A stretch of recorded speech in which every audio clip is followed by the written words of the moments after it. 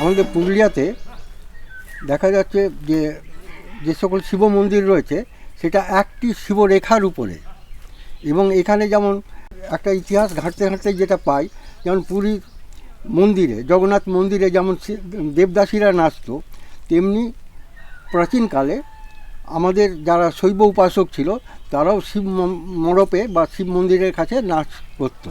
এটা হচ্ছে প্রথম দিকে, তখন মুখোশ বা যাত্রার পোশাক ছিল না।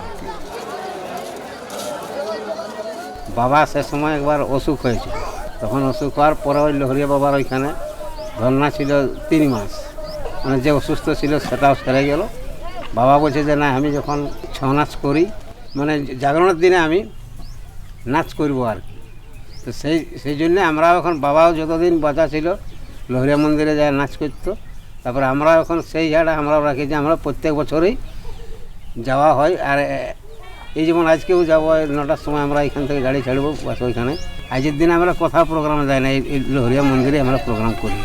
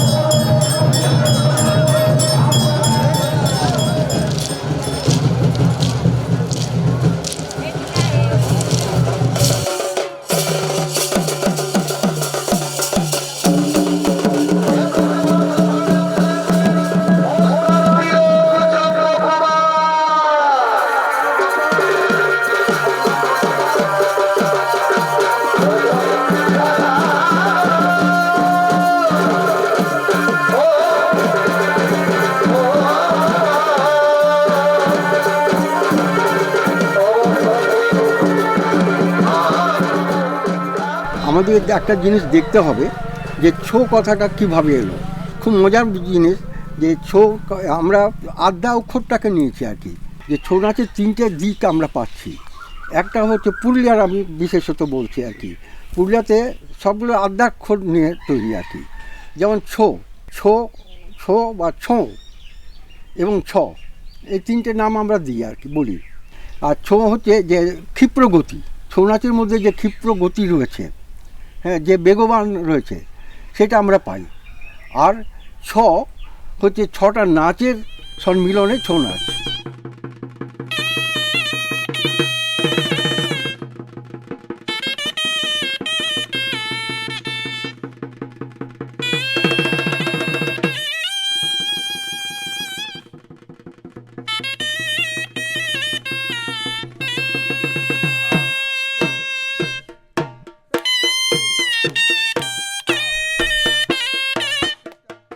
আমি আরম্ভ করেছি শিব নাচ আর কি। এই নাকো সেই নাচটা করে ওই যে 16 মাত্রার বাজনা মানে আরও 3 মাত্রার বাজনা, ওইটা এইগুলো বাজনা তৈরি করেছি আমি এই নিয়ে নাচ করি আর কি। আমার বয়স আছে এখন 84 বছর।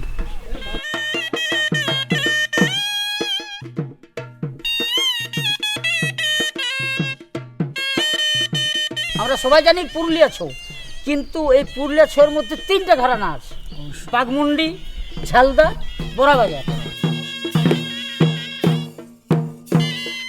বাঘমুন্ডি হচ্ছে একরে নাচ, মানে একা নাচ, ওস্তাদি নাচ। যেমন ধরুন যে বীরত্ব ভাব, যে মহিষাসুর নাচা হয়, মহিষাসুর নাচলে যে তরাল ধরার স্টাইল থাকে, নাচ করবেন তখন তরাল ধরবেন বা কিছু অস্ত্র ধরবেন। কিন্তু বাঘমুন্ডি যে একটা স্টাইল আছে সেটা হচ্ছে আপনি না অস্ত্র ধরেও আপনার অস্ত্রটা বোঝানো যাবে দর্শককে যে এটা এই অস্ত্রটা ধরতে পারে। একদম যদি এইটা করা হয় তাহলে জানবেন যে এই যে যদি এইটা করা হয় তাহলে এটা বোঝা যায় যে এটা ঢাল ধরেছে। ঢাল ধরা আছে, আর তরল যদি ধরা এইটা একটু ঘুরিয়ে নেওয়া হয় তাহলে এটা ধনুক হয়ে যায়। ধনুক হয়ে যাবে। আর তোরাল ধরার স্টাইলটা কিন্তু এইটা হবে। আর এইটা হওয়ার কারণটা হচ্ছে যে তোরালের যে শেষটা ডগটা সেটা এইখানটায় থাকবে সবসময়। আর এই ছাতির যে বিষয়টা থাকে, ছাতিটা সবসময় উঁচু থাকবে। আর বাঘমুন্ডি কোনোদিন মাথা নিচে করে না, বাঘমুন্ডি সবসময় উপরে করে।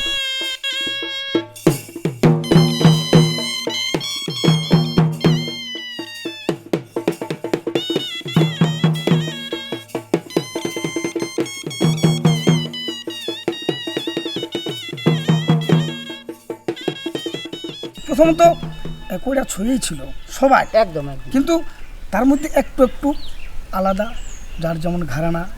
শম্ভুভাই তো বললো যে বাঘমুন্ডির ঘরানা। আমাদের বোরাবাজার ঘরানা একটা লক্ষ্য করি যে দরবারি ঝুমুর গান, মানে দরবারি ঝুমুর গান সমন্বয়ে তার বাজনা একদম একদম। সমন্বয়ে নাচের যে একটা ছক, মানে যেমন মেন নাচে যদি আমি বলি 3 জন থেকে 4 জন, 4 জন থেকে 6 জন, 6 জন থেকে 8 জন, 8 জন থেকে 10 জন, এমনকি 18 জন, 24 জন, 32 জনেরও মেন নাচ আছে। তাদের কি দেখেছি যে একই রকম স্টাইল।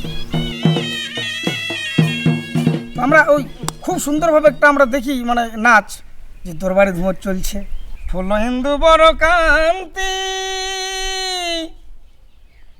শরদিন্দু বয়ানি গো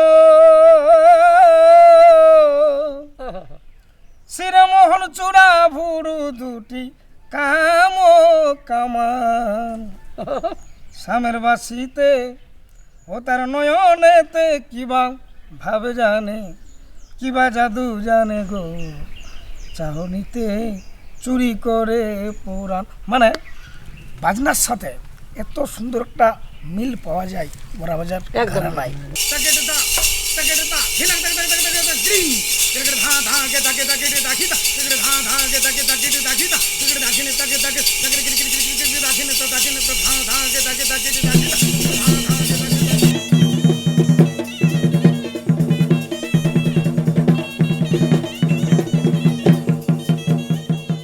আরেকটা বাকি আছে আমাদের ঝালদা। ঝালদা ঘরানা। তো এই ঝালদা ঘরানার হচ্ছে কি, এই যেমন বাঘমুন্ডি ছোঁয়ের তরোয়াল, ধনুক এবং এই যে দাঁড়ানোর যে ব্যাপারগুলো ওদের যেরকম আছে, এই বোরাবাজারের যেমন দরবারি ঝুমুরের সাথে যে নাচের মিউজিকের একটা ব্যাপার আছে, ঝালদার কিন্তু একটা ব্যাপার হচ্ছে অন্যরকম।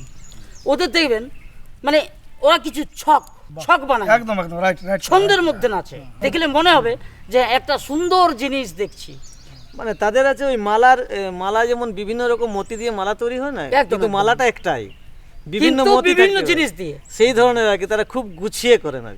আমি যখন ছৌটা করব বাঘমুন্ডিরও কিছু জিনিস দেখতে পাবেন, ঝালদারও পাবেন। না এখন প্রায় সবাইটাই নিয়েছে, পুরোটাই সবাই নিয়ে করছে। এই যে বিভিন্ন পালা তৈরি করছি, তাতে আমরা হয়তো রামায়ণ মহাভারত এগুলো তো আছেই, এর মধ্যেও আমরা কি করছি কিছু কিছু নতুন নতুন এমন যেমন আমার শম্ভুভাই একটা পালা করেছে, নতুন পালা। এটা কিন্তু আমার মনে হয় মহাভারত রামায়ণের বই দেখে করেনি, এটা করেছে হয়তো ইউটিউব বা ইউটিউবে আমরা অনেক সিরিয়াল আমরা সাহায্য করছি ইউটিউব থেকে।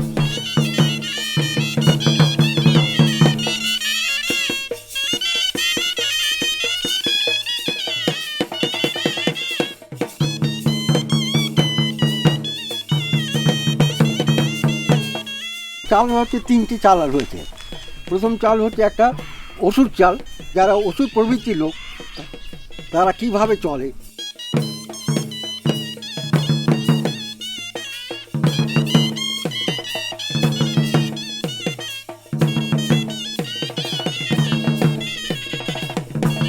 একটা হচ্ছে দেব চাল, দেবতারা কিভাবে চলে।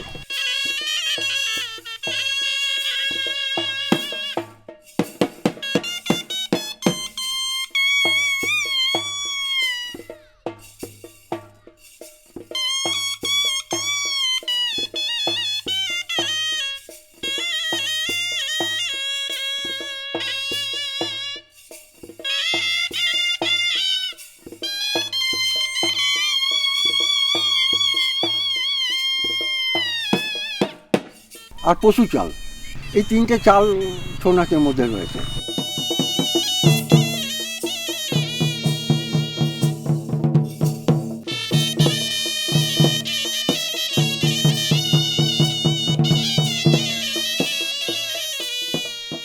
মুখোশ যে ছৌ নাচে আমরা এখনো অপরিহার্য অংশ, কিন্তু প্রথম অবস্থাতে মুখোশ ছিল না। সেটা আমরা পাই বেল্লাডির একটা হাতের লেখা প্রায় 200 বছরের প্রাচীন একটা খাতার থেকে। তখন মানুষ এমনি চিত্র বিচিত্র হয়ে নাচতো আর কি। ছৌ নাচের এই যে মুখোশ নৃত্যটা এলো, এটা আমরা প্রথম পাচ্ছি যে 18শো শতাব্দীতে।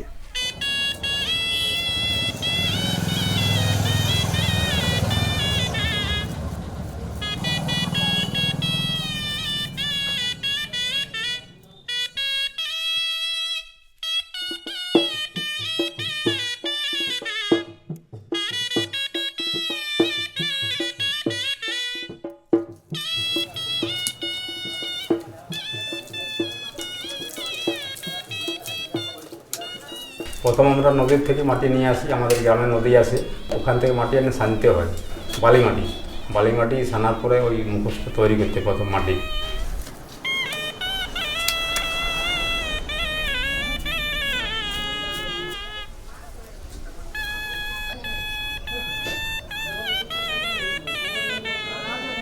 প্রথম মাটি দিয়ে তৈরি করার পরে আপনার ছাই আছে, তো ছাই দিতে হয় পাউডার মতো পরে। ছাই দেওয়ার পরে রুল মজার আঠা তুতো মেশায় নিয়ে আঠা করতে হয়। পড়ার বই যে পুরানো বইগুলো আছে, বই খাতা পুরনো, ওই দিয়ে ছাটা হয় কাগজ ছাটার একদিন পরে পাতলা ওই বালি মাটির প্রলেপ দিতে হয়।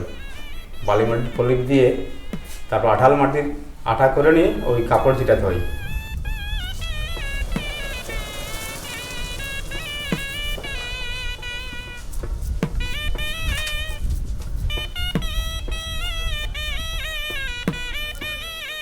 কাপড় চিটানোর পর একটু শুকতে দিতে হয়। শুকার পরে আপনার ওই যে থাপি দিয়ে, আমাদের কাঠের যে থাপি আছে যন্ত্র, ওই কাঠের যন্ত্র দিয়ে পালিশ করতে হয়।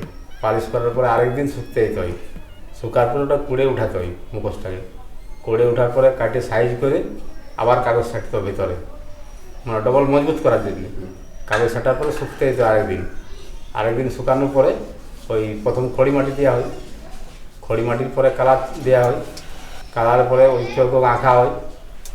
চোখ আঁকার পরে আপনার ওই পুঁতিমালা দিয়ে, এই যে রলেসমালা বা এই পুঁতি কাঠি এইসব দিয়ে সার ফার দিয়ে পরাণ করে টিকলি চুমকি দিয়ে কাজ করা হয়। আমাদের যে ওই যে মহাভারত, রামায়ণ আর সামাজিক, এই 3টা জিনিস মানে ওই একই পদ্ধতি হয়, কিন্তু বর্ণগুলো আলাদা আলাদা। রামায়ণ আলাদা বর্ণ, মহাভারতের আলাদা বর্ণ, আবার সামাজিক যে পালাগুলা হচ্ছে তাদের আলাদা বর্ণ।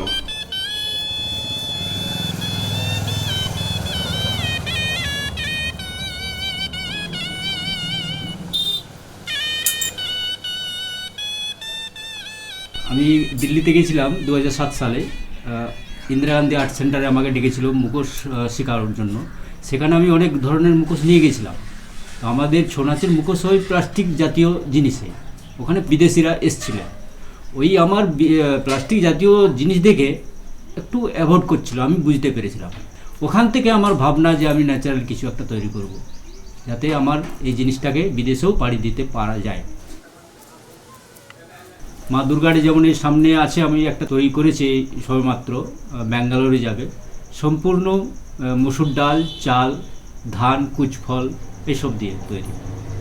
মুখোশ পাড়ি দিয়েছি বিদেশে, কিন্তু বড় কোনো মুখোশের সার্টিফিকেট বা প্রাইজ ছিল না। 2018-তে আমি জাতীয় পুরস্কারে নমিনেট হয়েছি।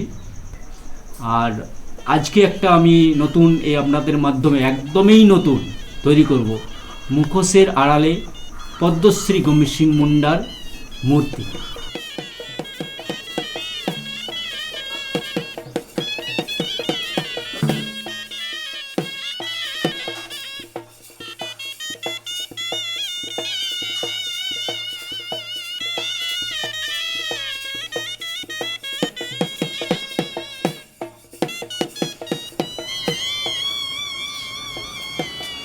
এখানে এই শিল্পী গ্রামে আমরা 400-450 মহিলা এবং পুরুষ কর্মরত অবস্থায় আছি বর্তমান।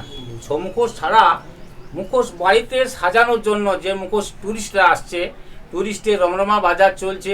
দুর্গাপূজার থেকে শুরু করে জানুয়ারি, ফেব্রুয়ারি, মার্চ, এপ্রিল পর্যন্ত টানা আমাদের ভিড় চলেছে। এই পলাশ উৎসবে আমরা প্রত্যেকের দোকান খালি হয়ে গেছে। এত মাল স্টক ছিল, তৈরি করেছিলাম তারা সারা বছর ধরে, কিন্তু কারো আর সেরকম সেটিং জিনিস নেই। চিন্তা ভাবনা করছি ছেলেকে পড়াশোনার সাথে সাথে এই কাজে এগিয়ে নিয়ে যাব। আমার ভাইয়ের ছেলে এবং আমার ছেলেকে আমরা কোম্পানিতে জয়েন করেছিলাম।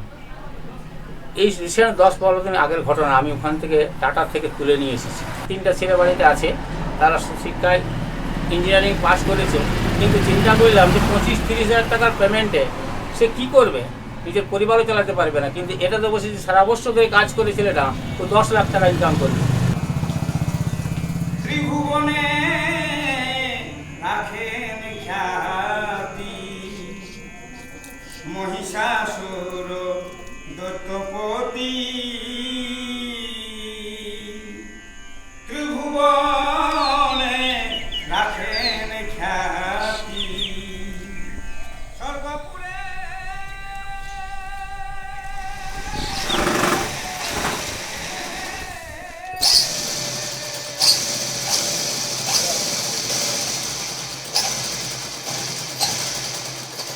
বাঘমুন্ডি থানার মধ্যে গোবিন্দপুরেই এই জিনিসটা বেশি হয়, মানে গোবিন্দপুর গ্রামে সবাই করে না আর কি, আমি একক বেশি করি আর কি।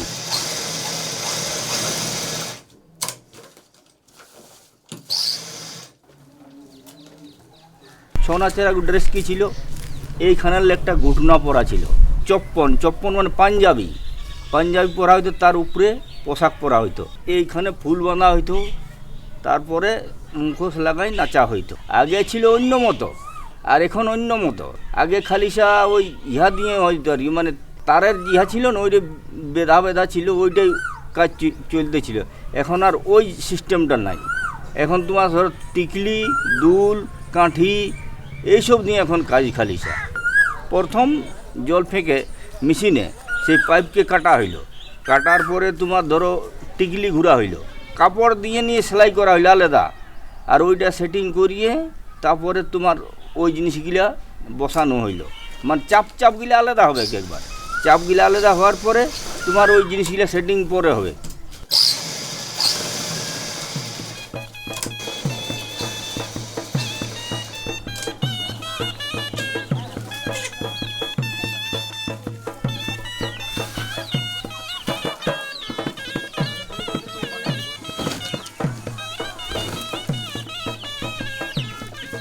এই পুরুলিয়া জেলা, বাঁকুড়া জেলা, হাজারিবাগ, রাঁচি এইসব জায়গায় প্রথম আমাদের কাজ ছৌ নাচ পার্টি চলেছে, এখনও চলছে।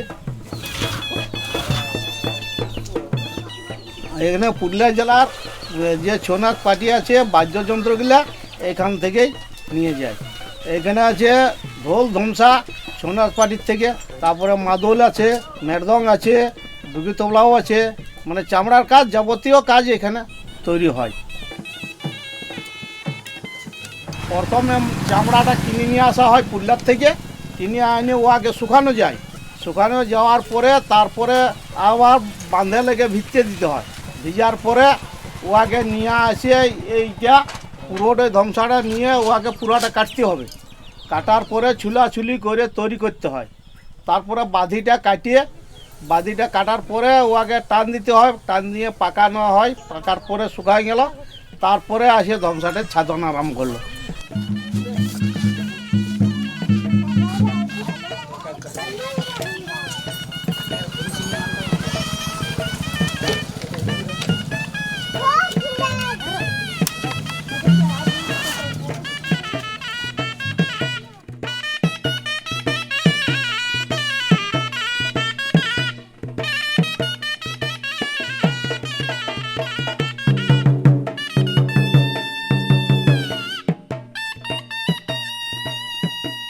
এখানে একটা প্রশিক্ষণ শিবির খোলা হয়েছে। প্রতিদিন সেখানে প্রশিক্ষণ দেওয়া হয়। 10 বছর থেকে শুরু, প্রায় 18 বছর পর্যন্ত ছৌ শিক্ষা দেওয়া হয়। কোনো অর্থ নেওয়া হয় না, বিনা পয়সায় এখানে শিক্ষা দেওয়া হয়। এখানে আমাদের পুরুলিয়া জেলার সুবিখ্যাত গুরুরা সপ্তাহে একদিন করে আসে, যেমন বিনাধর কুমার, বাহাম্বুর সিং মুড়া, কার্তিক সিং মুড়া, জগন্নাথ চৌধুরী, অনিল মাহাতো এবং আমিও এখানে শিক্ষা দিই। প্রকৃত ছৌ শিল্পী হতে গেলে কমসে কম 6 বছর ট্রেনিং চাই। কিছু প্রাথমিক ছৌয়ের আঙ্গিক আছে, এগুলা দিয়েই প্রথমে শুরু করি আমরা। হাতের কায়দা, পায়ের কায়দা, মাথার চমক, ছাতি উড়া, বিভিন্ন রকম আঙ্গিক রয়েছে আমাদের। ছলকা, ছটি চাল, মাটি ইজা, এরকম বিভিন্ন রকম আঙ্গিক রয়েছে। এগুলা মানে হাতে ধরে ধরে, পায়ে ধরে ধরে আমরা এখানে শিক্ষা দিই।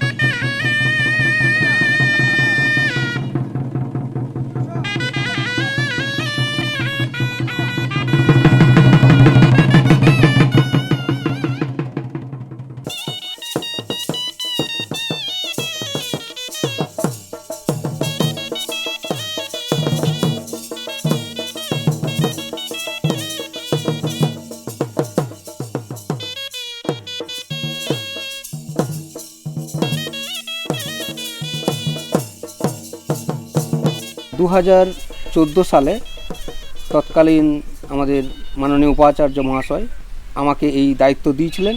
সেই সময় থেকে আমরা আর কয়েক মাস পরে 1 দশক পূর্ণ করব ছৌ বিভাগে। প্রাথমিক পর্যায়ে আমাদের টিচিং লার্নিংই উদ্দেশ্য ছিল। আমাদের 6 মাসের একটা সার্টিফিকেট কোর্স আমরা খুলি। প্রত্যেকটা ক্ষেত্রে আমরা এটাকে পারফর্মিং আর্টের যে বেসিক নেচার, অর্থাৎ 60% যে পারফরমেন্স, 40% থিওরি, এটা আমরা মেনটেন করি এবং 6 মাস পরে আমরা এটাকে ডিপ্লোমা কোর্সে উন্নীত করি এবং যারা সার্টিফিকেট কোর্সে ভর্তি হয়েছিলেন তারা সবাইকে ডিপ্লোমা কোর্সে আমরা অ্যাডমিট করি। এর পরবর্তী ক্ষেত্রে ছৌ বিভাগ আরও উন্নত হতে থাকলো, তখন আমরা ছৌ পালা করা শুরু করলাম। তো এরপরে 2021 সালে আমাদের তৎকালীন উপাচার্য দীপক কুমার কর তিনি একটা উদ্যোগ নেন মাস্ট মেকিং স্টুডিও করার ব্যাপার।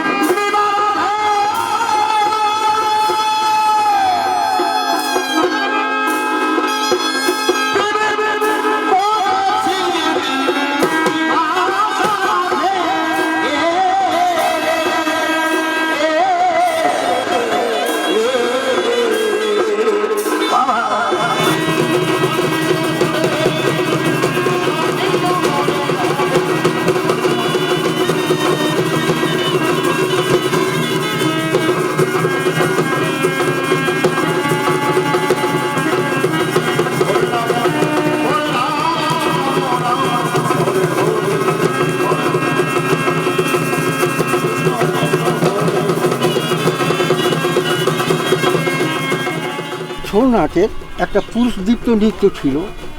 সেই পুরুষদীপ্ত নৃত্য শুধুমাত্র পুরুষেরই অধিকারী ছিল, কিন্তু বর্তমানে সেটা আমরা আমাদের কয়েকজন আর কি তো তাদের আপ্রাণ চেষ্টায় তারা এটাকে আমাদের মেয়েদের মধ্যেও এই সঞ্চারিত করতে পেরেছে।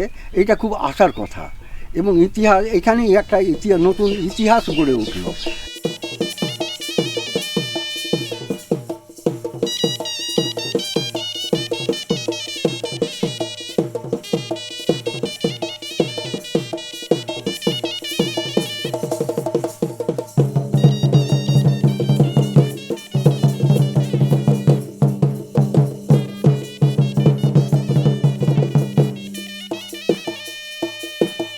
আজকে পুরুলিয়া জেলায় প্রায় 70 থেকে 80টা মহিলাদের দল তৈরি হয়েছে ছৌ নাচের।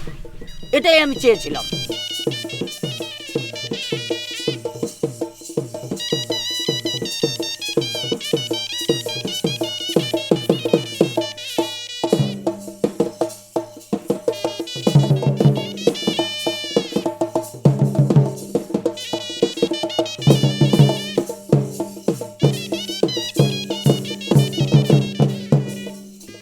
আমি এখন কলেজে পড়ি, আমি ফিলোসফি অনার্স করছি।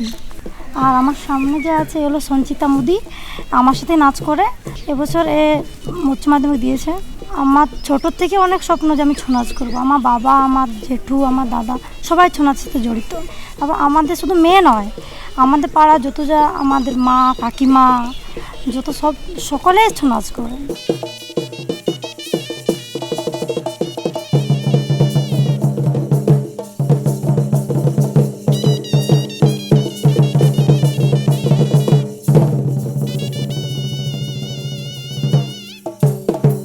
আমার বাবা সুবিখ্যাত পুরুলিয়ার ছৌ শিল্পী ছিলেন, তার ঐতিহ্যটা আমি রেখেছিলাম। সেই ঐতিহ্য রেখে নিয়ে আমি আজকে যেটা সঙ্গীত নাটক একাডেমি পেয়েছি 2023-এ ছৌ নাচ করলাম, তার জন্য আমি পুরস্কার পেলাম। এটা আমি খুব একটা ধন্য। 2010-এ লন্ডনে গেছি, তারপর আমি 13-তে জাপানে গেছি, তারপরে পরপর আমি ফ্রান্সে গেছি, আমি সুইডেনে গেছি, আমি নরওয়েতে গেছি। তারা কীভাবে ছৌটা নিয়েছে আমি জানি না, হয়তো আমার ভাষা তারা বুঝতে পারেনি, কিন্তু আমার নাচটা তারা বুঝতে পারে। একটা জিনিস বলে দিই, আজকে পুরুলিয়ার ঝুমুর বা এই যে ঝুমুরের বাজনা যখনই বাজবে, বিদেশি হোক বা আমার কলকাতার লোক হোক, তাল সুর কিন্তু সবাই বোঝে, মাথা নাড়তেই হবে।